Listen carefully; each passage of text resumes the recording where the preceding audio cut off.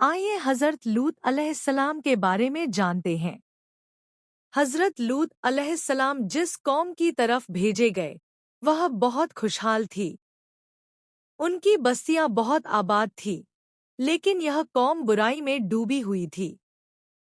लोग खुदा को छोड़कर बुतों को पूजते थे, बटमारी करते और सबसे बड़ी बुराई इनके यहाँ यह थी कि वह औरतों को छोड़कर लड़कों के साथ बुरा काम करते थे। कहा जाता है इस बदफेली का बानी शैतान था।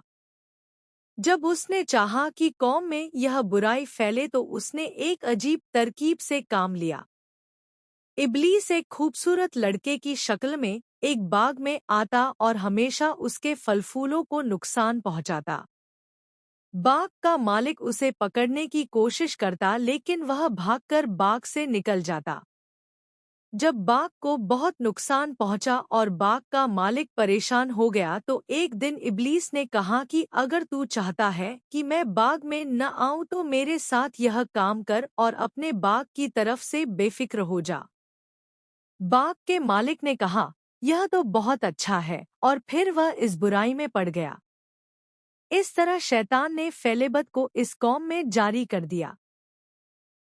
खुदा की तरफ से हिदायत के लिए हज़रत लूत ने लोगों को इस फेलेबत से रोका और उनको हर तरह से समझाया और खुदा का खौफ दिलाया और कहा, अगर तुम बुराई से बाज नहीं आते तो खुदा का अजाब तुम्हें घेर लेगा। लेकिन लोग इतने बेशर्म और बेहया थे कि बोले, हम पर खुदा का अजाब ला अगर तू सच्चा है। हज़रत लूत फिर भी उनको समझाते रहे और उनको खुदा की तरफ दावत देते रहे। अपने चचा इब्राहीम अलैहिस्सलाम की तरह हज़रत लूत अलैहिस्सलाम भी मेहमानों की बड़ी इज्जत और खिदमत करते थे। जब हज़रत जूत की कौम की बुराई हद से ज़्यादा बढ़ गई तो खुदा ने इस कौम को मिटा देने का फैसला कर लिया। कुछ फरिश्ते हसीन और खूबसूरत लड़कों की शक्ल में हज़रत लूत अलैहिस्सलाम के सामने आए।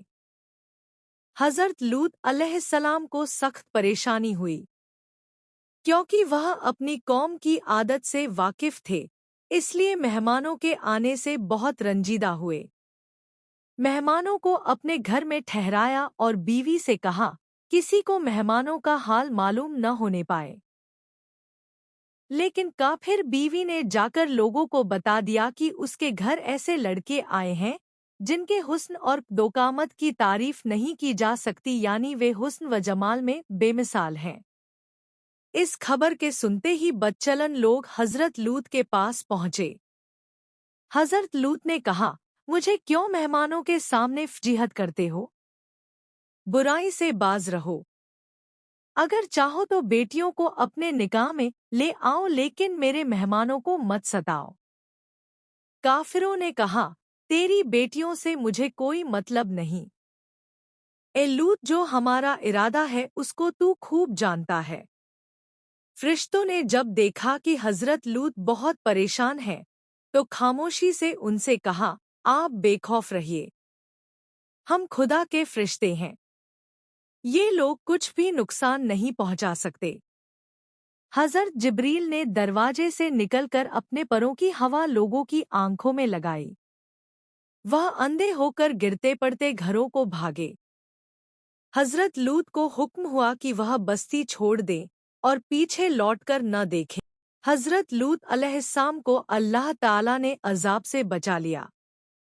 हज़रत लूत की बीवी और काफिर कौम तबाह और बर्बाद हो गई। खुदा ने बस्ती को उलट पलट कर दिया।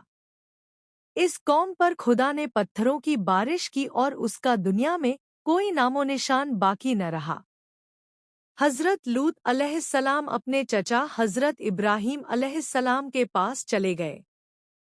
रबीउल अव्वल की 10वीं तारीख को उनका इंतकाल हुआ और ऐसे ही वहाँ की बस्ती और वहाँ के लोग तबाह हो गए।